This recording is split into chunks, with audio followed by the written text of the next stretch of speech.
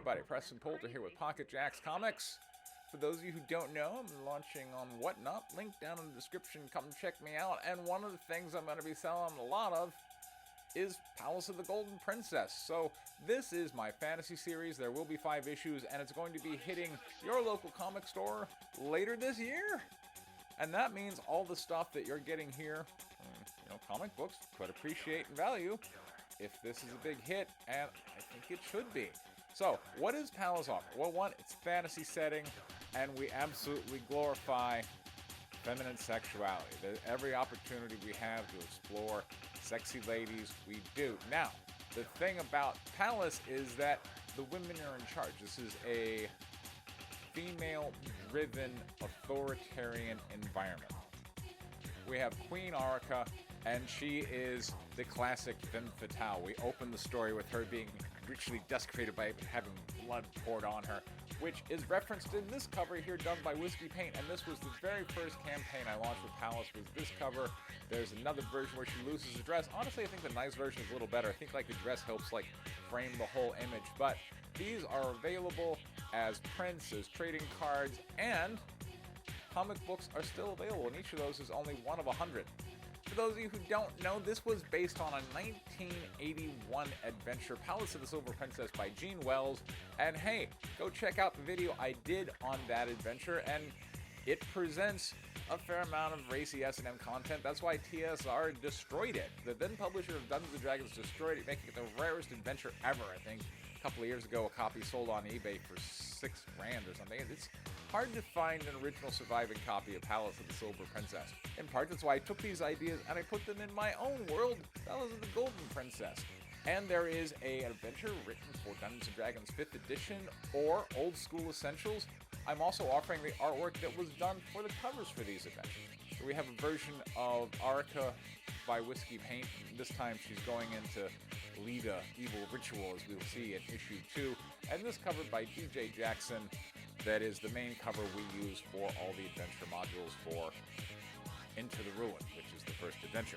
Also, this artwork was done as a limited edition run for the adventure module for when I launched it for Into the Ruins. That's available as a print, and I still have some of the original copies of that limited edition module. I also brought on watercolor artist Stephen Burks, who did this cover for me, and I still have some of these comics available. If you're interested, again, only 100 issued of those.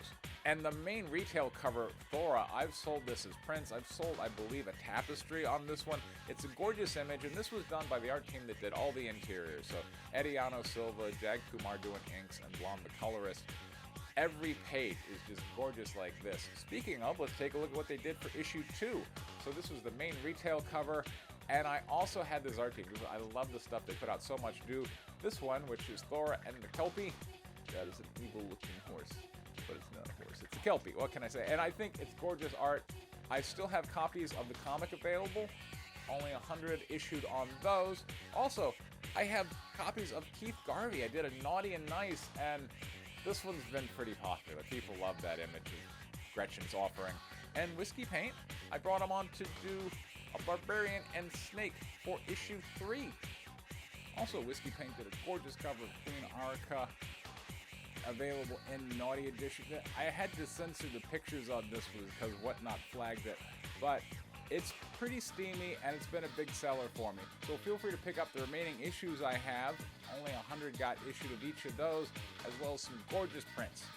And heading into issue 3, here's where the story's kind of picking up steam, and I'm really showing the horrors of this female-driven society where they are displaying a mansplainer and putting him in the pillory. Here's a splash page that is available in trading card, and also the covers that are referenced by it. I have this one by Whiskey Paint.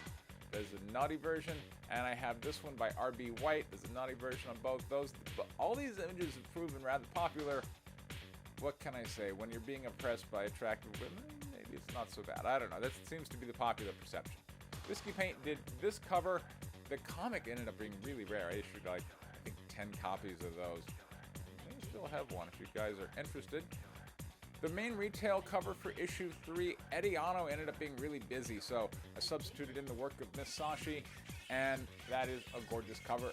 I hope you enjoy it. Issue 4 is not out yet, it's still in production, but I do have a couple of covers coming out. I have Whiskey Paint doing an homage to Death Dealer, and R.B. White doing Gretchen, and there's a full new version on that one. Again, every aspect of Palace, I'm just embracing and leaning into the aspect of glorifying every aspect of feminine sexuality, including the parts that sometimes don't get shown in other comic book art. So there we go. That is the artwork of Palace so far. Thank you so much for watching this video. This has been Preston Poulter with Pocket Jacks Comics. Take care, everybody.